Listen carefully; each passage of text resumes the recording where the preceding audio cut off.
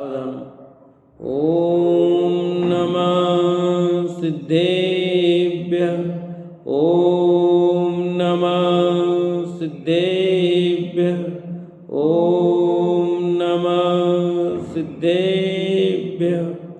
ओम जय जय जय। नमोस्तु नमोस्तु नमोस्तु। नमो अर्यन्ताणं नमो सिद्धाणं नमो ऐरियाणं नमो वज्रायाणं नमो लोहे सवसाणं। मंगलम भगवान वीरो मंगलम गौतमो गणी मंगलम कुंद कुंदारो जैन धर्मोस्तु मंगलम सर्वमंगलम मांगल्यम सर्वकल्याणकारकम प्रदानम सर्वधर्माणां जैनम जयतु शासनम जैनम जयतु शासनम। बोले जिनवाणी मात की जय हो। बोले सरस्वती मात की जय हो। सलाका पुरुष ग्रंथ पंडित रतनचंद जी भाईल विरचित और अपनी चर्चा यहाँ पार्श्वनाथ भगवान की कथानक की चल रही है, जिसमें बात हुई थी कि अरविंद मुनिराज द्वारा हाथी को आत्मज्ञान प्राप्त होता है। यहाँ तक अपनी चर्चा हो गई थी कि मरुभूति और कमठ, एक हाथी हुआ और एक सर्प हुआ। ये कमठ का नाम बाद में पढ़ियो लास्ट में? नहीं वही कमठ का वही पहला है, बाद में संवर देव है लास्ट में। तो अग्निभूत ने वायुभूत का नाम बोले। नहीं ये अलग है। ये कमठ का नाम तो पहले ही है। कमठ और मरुभूति नाम थे। कमठ और मरुभूति नाम यही हो। वो अग्निभूति वायुभूति का थे, अलग है। आगे पढ़ते हैं कि जो उनके पिता राजा जो अरविंद थे, उनको उन्होंने हाथी को संबोधित किया और उससे आत्मज्ञान हुआ। अब आगे की तरह सम्मेय शिखर की यात्रा हेतु एक विशाल संघ चला जा रहा था। उस यात्रा संघ में अनेक मुनि तथा हजारों श्रावक थे। अरविंद मुनिराज भी संघ के साथ विहार कर रहे थे। वे यात्रियों को धर्मोपदेश देते हैं और आत्मा का स्वरूप समझाते हैं, जिसे सुनकर सबको बड़ा ही आनंद होता है। कभी भक्ति भाव पूर्वक मुनिराज को आहार देने का अवसर प्राप्त होने से श्रावकों को मान हर्ष होता है। इस प्रकार धार्मिक लाभ लेते हुए समस्त साधर्मी जन परस्पर धर्म चर्चा और पंच परमेशी का गुणगान करते हुए सम्मेय शिखर की ओर चले जा रहे थे। किधर जा रहे थे सब? शाश्वत तीर्थ सम्मेय शिखर की ओर सब जा रहे हैं। और मुनिराज, अब मुनिराज अरविंद, अब तो मुनिराज है। हाँ, चलते चलते उस संग में एक वन में पड़ाव डाला। शांत सुंदर वन हजारों मनुष्यों के कोलाहल से गूंज उठा। जंगल में मानो एक नगर बस गया। मुनिराज अरविंद एक वृक्ष के नीचे आत्मध्यान में बैठ गए। इतने में एक घटना घटी। मुनिराज एक पेड़ के नीचे बैठे हुए हैं, तब क्या घटना घटती है वो देखो। एक विशाल हाथी पागल होकर इधर उधर दौड़ने लगा, जिससे लोगों में भगदड़ मच गई। वह हाथी और कोई नहीं, पार्श्वनाथ का ही जीव था, यानी मरुभूति का जीव। वह हाथी उस वन का राजा था और स्वच्छंद होकर विचरण करता था। वन में एक सरोवर था, जिससे यह प्रतिदिन स्नान करता था। वन में मिष्ट फल फूल खाता था और हथिनियों के साथ क्रीड़ा करता था। घने निर्जन वन में इतने अधिक मनुष्य और वाहन उस हाथी ने कभी नहीं देखे थे। इसलिए वह एकदम भड़क उठा और पागल होकर लोगों को कुचलने लगा। लोग चिल्लाते और हाहाकार करते इधर उधर दौड़ रहे थे। कितनों को उसने पैरों से कुचला, तो कितनों को सूंड में उठा उठा कर पछाड़ दिया, रथों को तोड़ डाला, वृक्षों को उखाड़ दिया। अनेक लोग भयभीत होकर रक्षा हेतु मुनिराज की शरण में जा पहुंचे। अब देखो क्या होता है, हाथी पागल हो गया तो क्या कैसे कर सकता है। देखो अब कितनी की जान चली गई। हाथी को पाप लगेगा कि नहीं लगेगा, पहले ये बताओ। हाथी को पाप लगेगा कि नहीं लगेगा? नहीं लगेगा। काक साहब का क्या कहना है? नहीं लगेगा। लगेगा, क्यों नहीं लगेगा? संगी पंचेंद्रिय है वो जी, पूरा पाप लगेगा, नहीं लगने का प्रश्न नहीं उठता है। तो उससे क्या हुआ? तो क्रोध तो आ रहा ना, क्रोध का पाप नहीं लगेगा जी, मार रहा पाप नहीं लगेगा।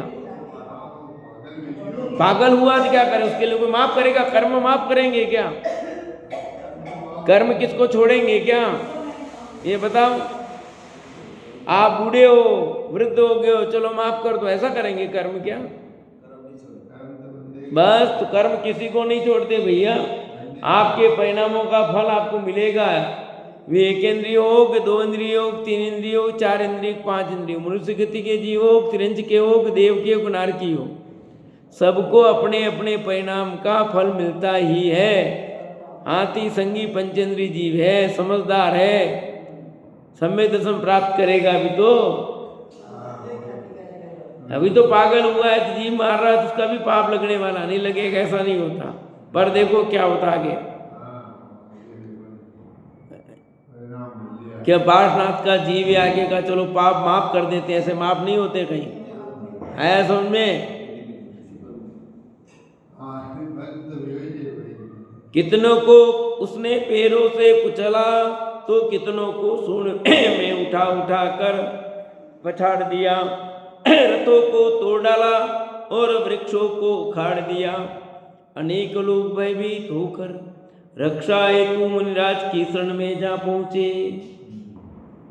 पागल हाथी चारों ओर हाहाकार मचाता हुआ, चिंगाड़ता हुआ उधर आया जहाँ अरविंद मुनिराज विराजते थे। लोग डर के मारे कांप उठे कि न जाने ये पागल हाथी मुनिराज को क्या कर डालेगा। मुनिराज तो शांत होकर बैठे थे। उन्हें देखते ही वह हाथी सूंड उठाकर उनकी ओर दौड़ा, तो परंतु अरविंद मुनिराज के वक्ष में एक चिन्ह को देखते ही वह एकदम शांत हो गया। उसे लगा कि अरे इन्हें मैंने कहीं देखा है, ये तो मेरे कोई परिचित और हितैषी लगते हैं। ऐसा विचारते हुए एकदम शांत खड़ा रहा। उसका पागलपन मिट गया और मुनिराज के सन्मुख सूंड झुकाकर बैठ गया। कौन? हाथी। किसका जीव? मरुभूति का जीव। अरविंद जी क्या लगता था? मंत्री था। अब मुनिराज तो नहीं, पर जब राजपद में थे तब मंत्री था कि नहीं था? लोग आश्चर्यचकित होकर देख रहे थे कि अरे मुनिराज के सामने आते ही इसे क्या हो गया। अभी कितने लोगों को कुचल डाला, कितनों को उठा करके फेंक दिया, और मुनिराज के सामने एकदम शांत। इस घटना से प्रभावित लोग मुनिराज के आसपास एकत्रित हो गए, क्योंकि अब पागलपन मिट गया ना, अब तो बैठ ही सकते हो, बैठ गया शांत होकर के। तो मुनिराज ने अवधि ज्ञान द्वारा हाथी के पूर्व जन्म को जान लिया और शांत बैठे हाथी को संबोधन किया। क्या कहा संबोधन में? अरे गजराज, अरे गजराज, पूर्व में तू हमारा मंत्री मरुभूति और मैं राजा अरविंद था। तुम हमारे मंत्री थे, मैं तो मुनि हुआ हूं, और तू मेरा मंत्री होकर भी आत्मा को भूला, और आर्ध्यान करने से तुझे पशु पर्याय प्राप्त हुई। अब चेत और आत्मा की पहचान कर। अब चेत जा, आत्मा की पहचान कर ले। समझ में आया कि नहीं आया? अपनी आत्मा के सिवाय कुछ भी नहीं है भैया दुनिया में। विश्व में सर्वोत्कृष्ट कोई कार्य है तो वो मात्र एकमात्र है अपनी आत्मा को जानना, पहचानना, उसमें लीन होना। इससे बढ़कर कोई काम नहीं श्रेष्ठ दुनिया का। हो तो बताओ भाई।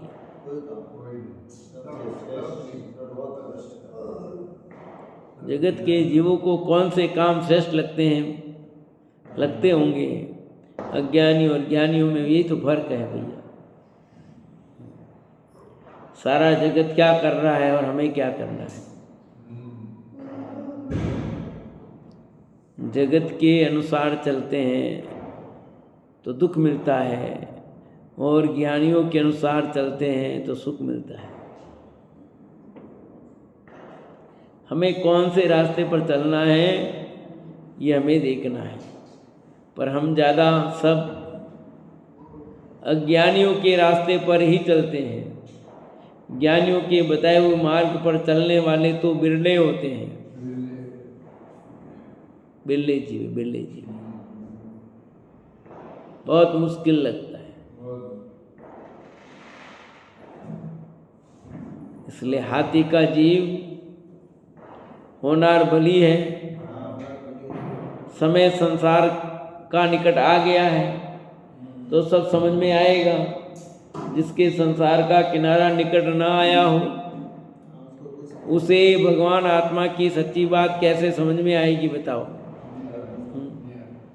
अरविंद राजा उस हाथी को सुना रहे, अरे गजराज, पूर्व में तुम हमारा मंत्री और हम तुम्हारे राजा थे। मैं मुनि हो गया और तुम हाथी होकर के दर दर की ठोकरें खा रहे हो। अपने आत्मा को भूल गए हो। आर ध्यान करके तुमने पशु पर्याय प्राप्त की। अब चेत और आत्मा की पहचान कर। डोल समझ सुन, चेत सियाने, काल वृथा मत खोवे। यह नर भव फिर मिलन कठिन है, जो सम्यक नहीं हो। जो सम्यक नहीं होवे तो समझ में आई बात भैया। मनुष्य पर्याय चली जाएगी पता नहीं। फिर इतनी उत्कृष्ट पर्याय मिली और इस उत्कृष्ट पर्याय में अपने को अपनी आत्मा की साधना का उपाय समझ में नहीं आ रहा है। शास्त्र लेकर के बैठने से कुछ नहीं होना भैया। जिनवाणी माँ जो मैं कह रही है उसमें को मुख्य कर लो बस। वो साधना में हमारे ख्याल में, हमारे ध्यान में आना चाहिए। नहीं आया वो ठीक है, अनंत भव पहले बिगड़े एक भव ये बिगड़ जाएगा और क्या होगा। अनंत काल तेने व्यतीत किया है फिर करेगा। जीव का क्या होना है? जीव तो है, रहेगा, बस इतना है कि दुख पाओगे और क्या है। दुख पा रहे थे फिर दुख पाते रहोगे। सुख का उपाय तो सिर्फ एक तरफ ही है, बाकी कहीं नहीं। सुख का उपाय तेरे पास है, तेरे अंदर ही, कहीं बाहर नहीं है भैया। मुनिराज के संबोधन से उसे वैराग्य हो गया और अपने पूर्वभव का जातिस्मरण ज्ञान हुआ। अपने दुष्कर्म के लिए उसे पश्चाताप होने लगा। ओह मैंने क्या कर दिया, हाँ मैंने क्यों व्यर्थ में जीवों को उठा करके फेंक दिया, क्यों मैंने क्रोधावेश में सब काम किया। उसकी आंखों में अश्रुधारा बहने लगी। वह विनय पूर्वक मस्तक झुकाकर मुनिराज के सन्मुख देख रहा था। प्राकृतिक रूप से उसका ज्ञान इतना विकसित हुआ कि वह मनुष्य की भाषा समझने लगा और उसे मुनिराज की वाणी सुनने की जिज्ञासा जागृत हो उठी।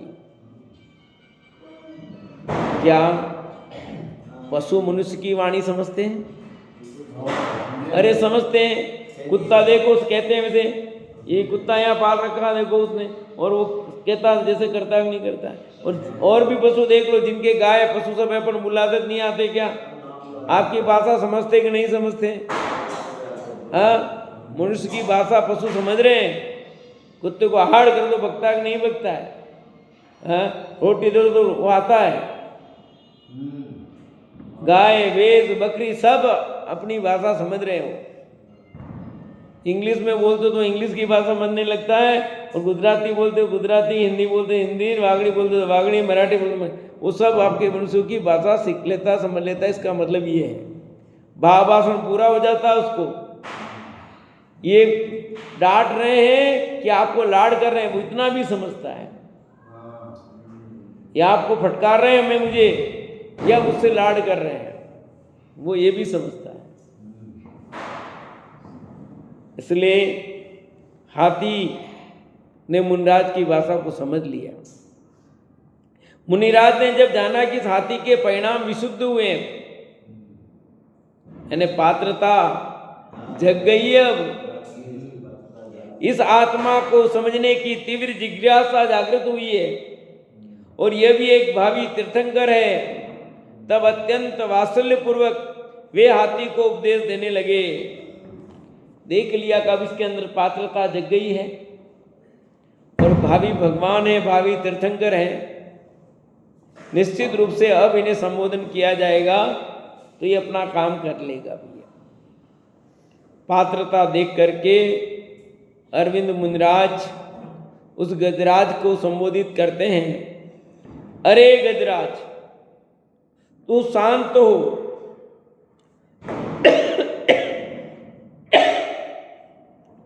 यह पशु पर्याय कहाँ तेरा स्वरूप नहीं है, यह पशु पर्याय कहीं तेरा स्वरूप नहीं है। तू तो शरीर से भिन्न चैतन्य में आत्मा है। आत्मा को जाने बिना तूने अनेक भवों में दुख भोगे हैं, इसलिए वह आत्मा के स्वरूप को समझकर सम्यक दर्शन प्राप्त कर। सम्यक दर्शन ही जीव को मान सुखकारी है। राग और ज्ञान को एक में अनुभवने का विवेक तू छोड़, तू प्रसन्न हो, सावधान हो, और सदा उपयोग स्वरूप स्वद्रव्य ही मेरा है, ऐसा अनुभव कर। उससे तुझे अति आनंद होगा। तू निकट भव्य है, इसलिए आज ही ऐसा अनुभव कर। किसने कहा? क्या नाम था मुनिराज का? किसको किया? हाथी का जीव। हाथी का जीव भविष्य में क्या बनेगा? पार्शनाथ। अभी हाथी का जीव कहाँ है बताओ सरोज भाभी? नहीं पता आपको? अरे सरोज भाभी को पूछ रहा हूँ पीछे। हाथी का जीव इस समय कहाँ है? बोलो पीछे मम्मी। हाथी का जीव इस समय कहाँ है? इस समय अभी कहाँ पर है? मोक्ष में। हाथी का जीव भविष्य में मोक्ष कहाँ से गया था बताओ देखिए। बस फालतू में जाके आते हो सम्य शिखर आप लोग सब। आप लोग सम्य शिखर जाके आए, इतना ही ध्यान रखते हो। लास्ट कूट किसकी है? पार्श्वनाथ भगवान की तो है। पार्श्वनाथ रेलवे स्टेशन नाम रख दिया उनके नाम, तो रेलवे स्टेशन का नाम पार्श्वनाथ स्टेशन है। इतने गए पर हीरो तो वही बने, उनका नाम हो गया पार्श्वनाथ रेलवे स्टेशन। तो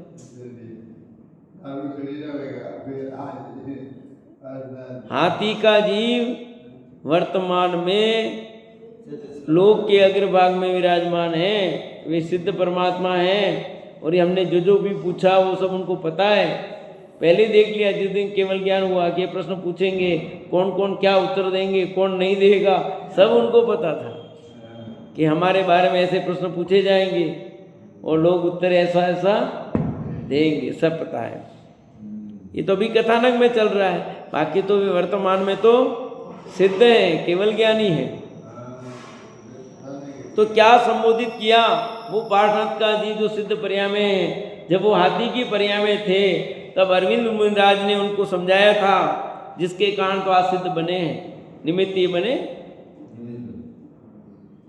कि भाई गजराज तू शांत हो जा, ये पशु पर्याय कहीं तेरा स्वरूप नहीं है, पशु पर्याय तेरा स्वरूप नहीं है, यानी मनुष्य पर्याय हमारा स्वरूप नहीं है। लगाओ, तू तो शरीर से भी चेतन में आत्मा है कि ये शरीर जो है वो मैं नहीं हूं, इससे भिन्न जो आत्मा है सो मैं हूं। शरीर से भिन्न चेतन में जो आत्मा है सो मैं हूं। आत्मा को जाने बिना तूने अनेक भवों में दुख भोगे हैं, यानी मैंने अपनी आत्मा को नहीं जाना तो अनंत भव में दुख उठाए हैं, और आगे भी नहीं जानूंगा तब तक दुख उठाने ही पड़ेंगे। इसलिए अब आत्मा के स्वरूप को समझकर सम्यक दर्शन प्राप्त कर। इसलिए इससे क्या कहा कि हमें सम्यक दर्शन की प्राप्ति का उपाय करना चाहिए। सम्यक दर्शन ही जीव का महान सुखकारी है। कौन सुखकारी है? सम्यक दर्शन भैया। सम्यक दर्शन मतलब सच्चा श्रद्धान, सच्ची प्रतीति, सच्चा विश्वास, राग और ज्ञान को एक में एक अनुभवने का विवेक तू छोड़। जो राग और ज्ञान है ना, वो दोनों भिन्न भिन्न है। जीव और शरीर तो भिन्न भिन्न है ही, पर राग और ज्ञान भी भिन्न भिन्न है। ये विवेक तू छोड़, तू प्रसन्न हो, सावधान हो जा, और सदा उपयोग स्वरूप स्वद्रव्य मेरा है ऐसा अनुभव कर। कि अपने सद्रव्य का अनुभव कर तू बस। ये जो सद्रव्य है सो ही मैं हूं, बाकी कुछ भी मैं नहीं हूं। उससे तुझे अति आनंद होगा। तू निकट भव्य भाई। किसने कहा?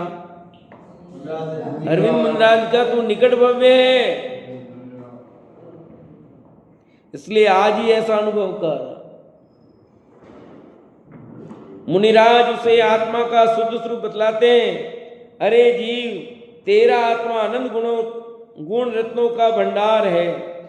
यह हाथी का विशाल शरीर तो पुद्गल है, यह कहीं तू नहीं है।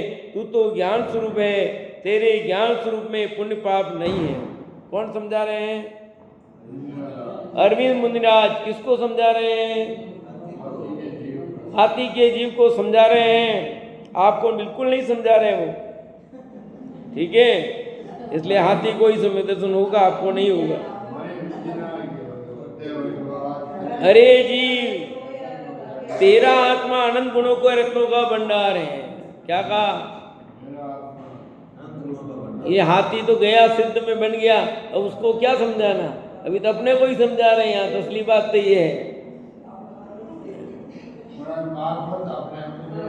अरे जीव, तू आत्मा, तेरा आत्मा अनंत गुण रत्नों का भंडार है।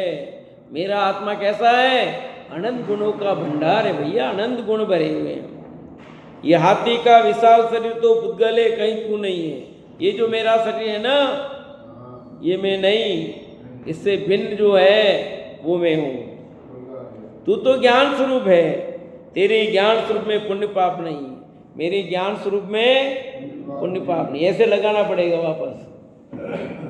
तू तो वितरागी आनंद में, यथार्थ में वितरागी आनंद में हूँ। ऐसे अपने स्वरूप में अनुभव ले, यथार्थ में ऐसा अनुभव में लूं। ऐसा मेरा स्वरूप है भैया। ज्ञान आनंद स्वरूप मेरा है। मैं तो आनंद आनंद आनंद आनंद आनंद का अनुभूति करूं।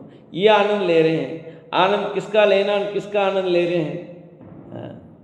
आनंद ले रहे हैं पटाखे फोड़ने का। पटाखे फोड़ने का आनंद ले रहे हैं कि आनंद संसार खड़ा कर रहे हैं भैया। क्योंकि खोटी क्रिया करके आनंद मानना मिथ्यात्व है। पटाखा छोड़ना मिथ्यात्व नहीं है, पाप है। पर पटाखे छोड़कर आनंद मानना मिथ्यात्व है। बात समझ में आई कि नहीं आई? क्या कहा? बोलो। पटाखा छोड़ना पाप है, मिथ्यात्व नहीं। पर पटाखे छोड़ करके आनंद माना, क्योंकि उसमें आनंद नहीं है, ये मानना मिथ्यात्व है। उसमें आनंद मान रहा है। जगत ऐसी तो भूल कर रहा और कर क्या रहा है? तुम्हारा तो हर काम में मिथ्या तो हर काम में मिथ्या तो नहीं है भैया। तुम किसमें क्या मानते हो उस पर मिथ्या तो होगा।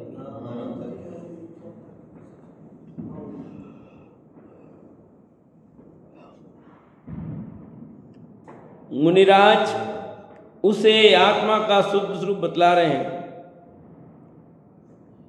तू वितरागी आनंद में है क्या?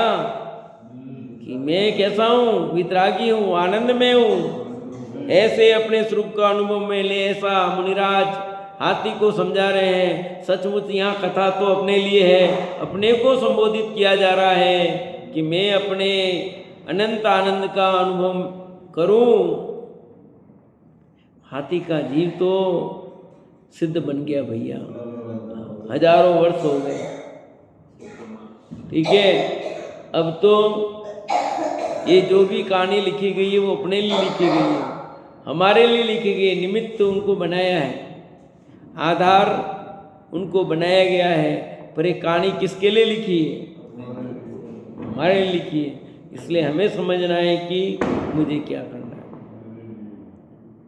ऐसे अनेक प्रकार से मुनिराज ने सम्यक दर्शन करने का उपदेश दिया, जिन्हें सुनकर हाथी के परिणाम अंतर्मुख हुए और अंतर में अपने आत्मा के सच्चे स्वरूप का अवलोकन करने से उसे सम्यक दर्शन हो गया। परम आनंद का अनुभव हुआ। उसे ऐसा भासित हुआ कि अमृत का सागर तेरे आत्मा में लहरा रहा है। ओहो, कैसा आनंद आया उसको? अमृत का सागर आत्मा में लहरा रहा है। मुनिराज के संबोधन से अपने उपयोग को अपने में लगाया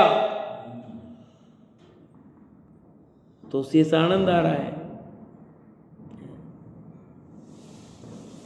मैं भी आता हुआ ऐसी पंक्तियां गुनगुना रहा था कि कैसा जगत जीव। दीप जलाए सबने, दीप जलाए, घी के दीप जलाए, तेल के दीप जलाए, बिजली के दीप जलाए, मोम के दीप जलाए, आओ आओ सम्यक ज्ञान का दीप जलाए। गौतम स्वामी ने केवल ज्ञान का दीप जलाया, गौतम स्वामी ने केवल ज्ञान का दीप जलाया। मैं भी सम्यक ज्ञान का दीप जलाऊं, मैं भी सम्यक ज्ञान का दीप जलाऊं। ये दीप जलाना है। ऐसे दीपक तो जलाते जलाते थक गए। सबकी देखा देखी हमने भी जलाया, हम भी जल रहे हैं, हम भी जल रहे हैं, उसमें और क्या हो रहा है? और दीप जला करके धर्म मानना मिथ्यात्व है। दीप जलाना पाप है और दीपक जला करके धर्म मानना मिथ्यात्व है। आया समझ में कि नहीं? दीपक जलाना पाप है, आपके हर काम में पाप है, आपके हर काम में मिथ्यात्व है। पर सत्य को जलाओ, पर जानो भी सही कि हम ये पाप ही है भैया। नहीं जानोगे तो कैसे बनेगा? जो देता हो जाने भैया। ये सत्य तो जानना पड़ेगा ना। अपने घर में आप आग नहीं जला रहे हैं, अपन गैस जला रहे हैं, चूल्हा जला रहे हैं, तो आग जली तो ये हिंसा है, पाप, ऐसा तो जानना पड़ेगा कि नहीं पड़ेगा? है? हमने शादी की तो धर्म हो गया, ऐसा माने क्या? अरे पाप को पाप तो जानना ही पड़ेगा ना। तो फिर क्यों की तो आदिनाथ से भी पूछो। अरे क्यों की बात नहीं। पाप को पाप जानो, पुण्य को पुण्य जानो और धर्म को धर्म जानो। सत्य स्वरूप तो जानना ही पड़ेगा। समझ आया कि नहीं आया?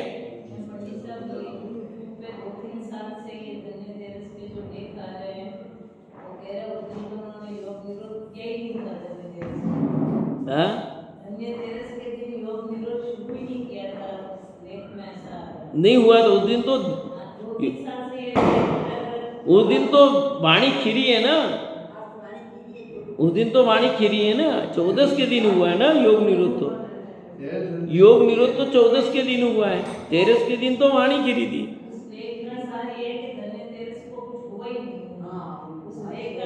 ऐसा नहीं, मैंने नहीं सुना, पढ़ा नहीं।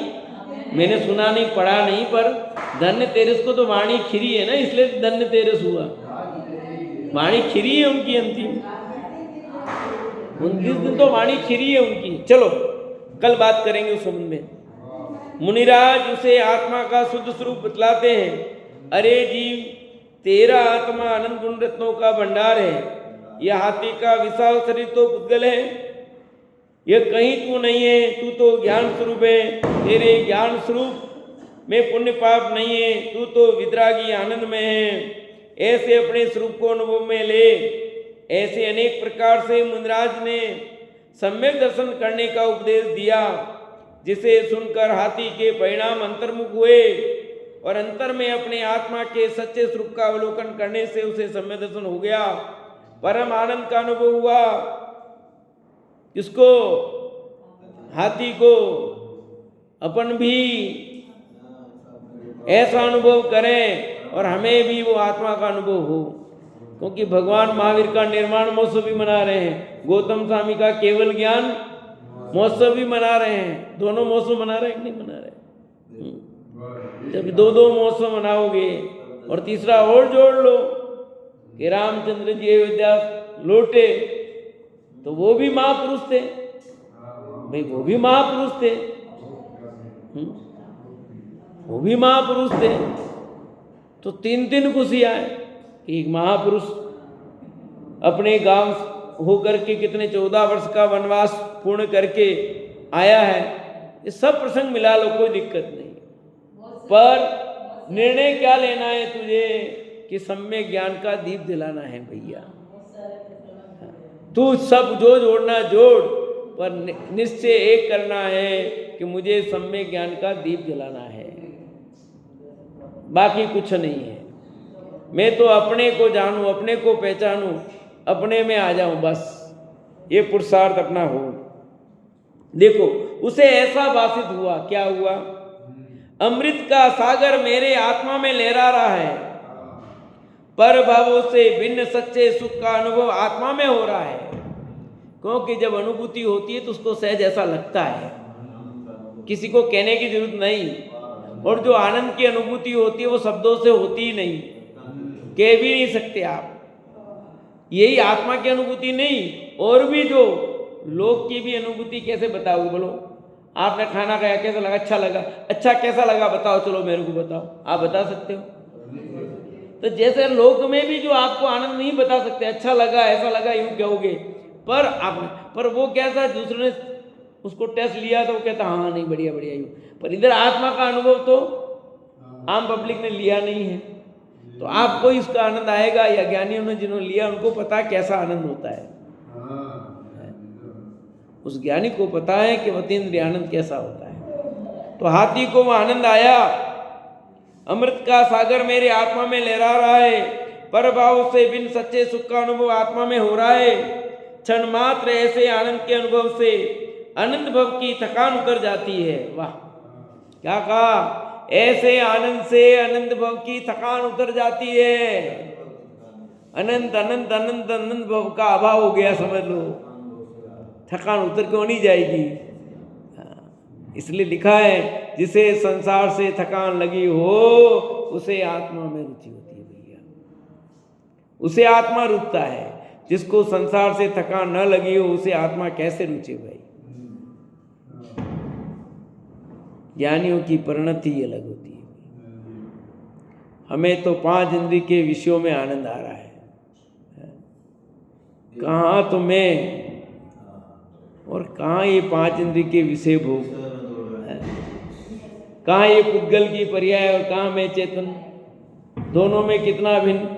पुद्गल की भोग में हम आनंद मान रहे हैं, आनंद अपने में से आता है, और ये 5 इंद्रिय के विषय भोग में आनंद मान रहा है। कैसे हमारी भूल है ये, कैसी हमारी अज्ञानता है, कहाँ भूल कर रहे हैं हम। मेरे ऐसे आत्मा का बारंबार अनुभव करने का उसे मन हुआ। उपयोग पुनः उपयोग सहज रूप से शीघ्रता पूर्वक अपने स्वरूप होने से सहज निर्विकल्प स्वरूप अनुभव में आया।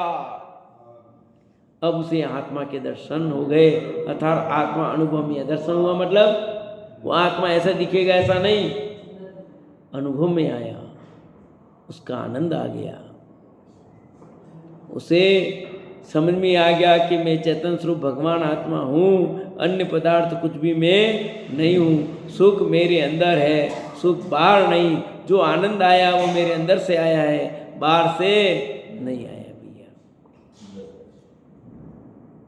आत्म उपयोग सहज रूप से शीघ्रतापूर्वक अपने स्वरूपोन्मुख होने से सहज निर्विकल्प स्वरूप अनुभव में आया।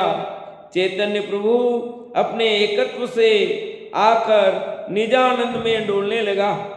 वह आत्मा का स्वरूप कोई अद्भुत है। परम तत्व को पाकर मैंने चैतन्य प्रभु को अपने में ही देखा। किसको देखा? मैंने चैतन्य प्रभु को अपने में देखा। अभी मैं बाहर देख रहा था और प्रभु कहाँ है? मैं आनंद बाहर ढूंढ रहा हूं ना, सारी दुनिया कैसे ढूंढ रही है? आनंद यहाँ है और ढूंढ रहे बाहर। कहाँ आएगा बोलो? काजू में, किशमिश में, पिस्ता में, बादाम में, किस में आएगा बोलो? काजू कतली की, बेसन चक्की के, गुलाब जामुन के, रसगुल्ले के, किस में आएगा बताओ? कितने नकली की मार्केट में बिक रहा है, 200 रुपये किलो, 300 रुपये किलो, और सब मार्केट में नकली घी, पॉम ऑयल और डालडा घी मिला करके बना रहे हैं। सेंट डाला घी तैयार और मार्केट में खा रहे लोग। खाने में जो घी यूज कर रहे हैं ये लोग व्यापारी, कैसा बीमार पड़ते हैं। यानी भैया ये विषयों में आनंद मान रहा बढ़िया बढ़िया, कहाँ बढ़िया है, ये पता ही नहीं पड़ रहा है। क्या खाएं क्या नहीं खाएं, कि नकली घी खाने से तुम्हारे हार्ट में तकलीफ होती है, पर अपने को पता ही नहीं नकली खा रहे हैं क्या खा रहे हैं। सही बात है। ऐसे ही नकली 5 इंद्रिय के विषयों में भोग भोगने से तेरा संसार खड़ा होता है। ये हार्ट फेल हो रहा है तेरा यूं। असली चैतन्य घी का स्वाद तू ले ही नहीं रहा है। क्या करना है, कर क्या रहे हैं हम? इसलिए क्या लिखा? वाह आत्मा का स्वरूप कोई अद्भुत है। परम तत्व को पाकर मैंने चैतन्य प्रभु को अपने में ही देखा। अपने प्रभु को अपने में ही देखा। आनंद आ गया, आनंद आ गया, आनंद आ गया। वाह मुनिराज, धन्य धन्य, आपने मुझे मेरा प्रभु दिखा दिया। सचमुच तुम राजा हो, तुम राजा और मैं मंत्री। सचमुच तुम राजा हो, चैतन्य राजा। मुझे भी चैतन्य राज के दर्शन करा दिया, अब तो मैं भी राजा बन गया। इस प्रकार आत्मानुभूति होने से हाथी के आनंद का कोई पार नहीं रहा।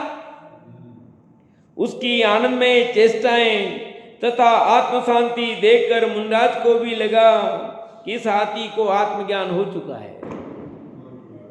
मुनिराज ने जान लिया कि हाथी को अपना काम कर लिया, हाथी ने मेरा संबोधन कार्य कर गया। मुनिराज ने प्रसन्न होकर हाथ उठाकर हाथी को आशीर्वाद दिया। संघ के हजारों लोग भी ये दृश्य देखकर अति हर्षित हुए। एक क्षण में ये क्या हो गया, वह सब आश्चर्य से देखने लगे। इतनी पब्लिक, कहाँ वो पागल हाथी उठा उठा करके पटक रहा था, कुचल रहा था लोगों को, और कहाँ मुनिराज के चरणों में नतमस्तक हो गया, और कहाँ उसके परिणाम बदले, और कहाँ मिथ्यात्व करा चकनाचूर करके उसको फेंक दिया उसने उठा करके, और सम्यक ज्ञान ले लिया। हाथी सोचता है पूर्व काल में आत्मा को जाने बिना आर्त ध्यान करके मैंने पशु पर्याय पाई, परंतु अब इस मुनिराज के निमित्त और मेरी बलि होनार से मुझे आत्मज्ञान हुआ है। देखो, निमित्त का भी ज्ञान कराया, उपादान का भी ज्ञान करा दिया यहाँ। अब आत्मा के ध्यान द्वारा मैं शीघ्र परमात्मा हूँगा, ऐसा विचार कर वह हाथी सूंड झुका झुका कर मुनिराज को नमस्कार कर रहा था। यह है उपकार, यह है विनय। आया समझ में कि नहीं? देखो, कार्य उपादान से हुआ है, पर निमित्त का ज्ञान, तो वहां विनय पूरी हो रही है। ऐसा नहीं कि नहीं तुमने क्या क्या हुआ मेरे से, ऐसा नहीं चल रहा है। उपादान निमित्त का कैसा बैलेंस है, कैसा व्यवहार चल रहा है। ठीक है, तो आज का कथानक यहीं पूर्ण करते हैं। शेष आगे की कहानी आप कल सुनेंगे, और कल सुबह